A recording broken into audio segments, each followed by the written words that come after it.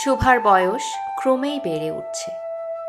ক্রমে সে যেন আপনাকে আপনি অনুভব করতে পারছে, যেন কোনো একটা পূর্ণিমা তিথিতে কোনো একটা সমুদ্র হতে একটা জোয়ারের স্রোত এসে তার অন্তরাত্মাকে এক নতুন অনির্বচনীয় চেতনা শক্তিতে পরিপূর্ণ করে তুলছে।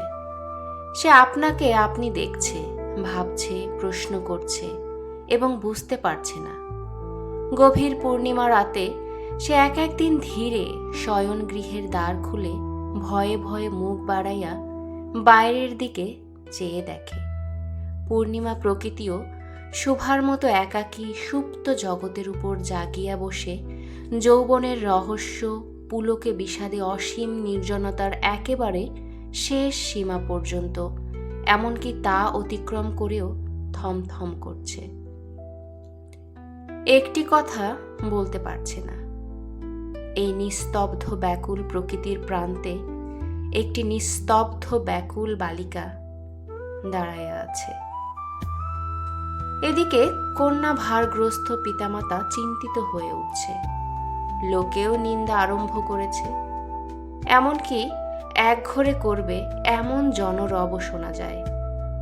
বাণীকণ্ঠের সচ্ছল অবস্থা, দুই বেলাই মাছ ভাত খায়, এজন্য তার শত্রু ছিল।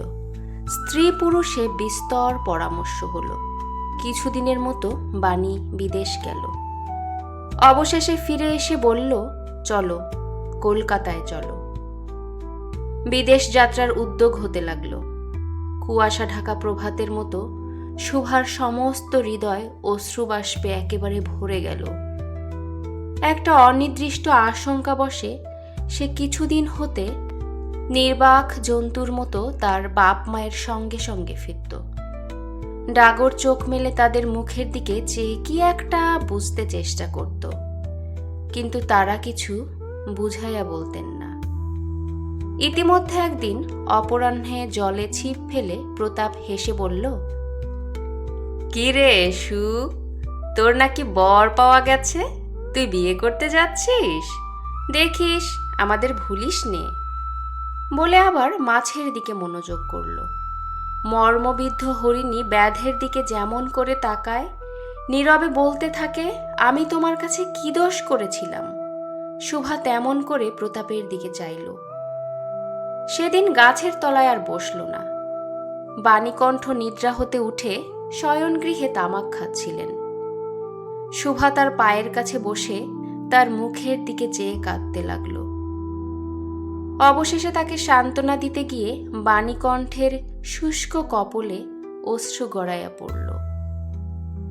কাল কলকাতায় যাবার দিন স্থির হয়েছে। শুভা গোয়াল ঘরে তার বাল্য সখীদের কাছে বিদায় নিতে গেল। তাদেরকে স্বহস্তে খাওয়াইয়া গলা ধরে একবার দুই চোখে যত পারে কথা ভরে তাদের মুখের দিকে চাইল। দুই নেত্র পল্লব হতে টপ টপ করে অশ্রু জল পড়তে লাগল। সেদিন সুখ দ্বাদশীর রাত্রি। শুভা শয়নগৃহ থেকে বের হয়ে তার সেই চির পরিচিত নদীতটে পুষ্পসজ্জায় লুটাইয়া পড়ল।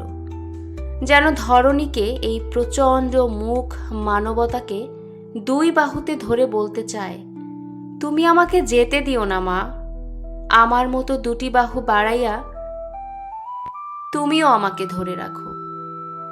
কলকাতার এক বাসায় শুভার মা একদিন শুভাকে খুব করে সাজাইয়া দিলেন। আটিয়া চুল বেঁধে খোপায় জরির ফিতা দিয়ে অলঙ্কারে আচ্ছন্ন করে তার স্বাভাবিক শ্রী যথাসাধ্য বিলুপ্ত করে দিলেন। শুভার দুই চোখ দিয়ে অশ্রু পড়ছে। পাছে চোখ ফুলে খারাপ দেখতে হয় এজন্য তার মা তাকে বিস্তর ভর্ৎসনা করলেন, কিন্তু অশ্রুজল ভর্ৎসনা মানল না। বন্ধু সঙ্গে বর স্বয়ং কনে দেখতে আসলেন। কন্যার মা বাপ চিন্তিত, শঙ্কিত, শশব্যস্ত হয়ে উঠলেন, যেন দেবতা স্বয়ং নিজের বলির পশু বেছে নিতে এসেছেন।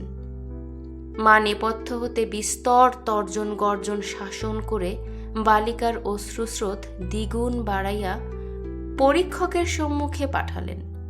পরীক্ষক অনেকক্ষণ নিরিন করে বললেন, মন্দ নহে।